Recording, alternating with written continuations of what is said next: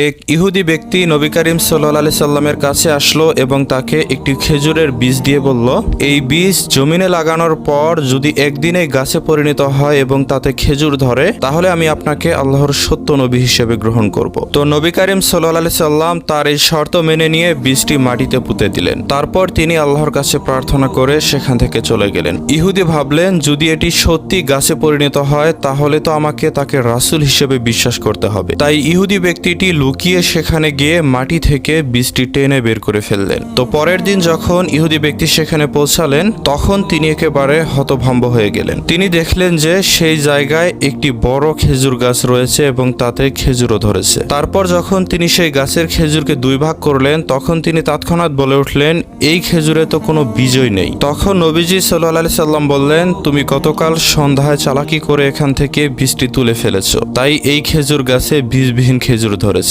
ইহুদি একেবারে বাকরুদ্ধ হয়ে গেল। সে মনে মনে ভাবলো, ইনি কিভাবে জানলো আমি বীজকে তুলে ফেলেছি? ইনি কোনো সাধারণ মানুষ হতে পারে না। এই অলৌকিক ঘটনা দেখে ইহুদি সাথে সাথে কালিমা পড়ে মুসলিম হয়ে গেল।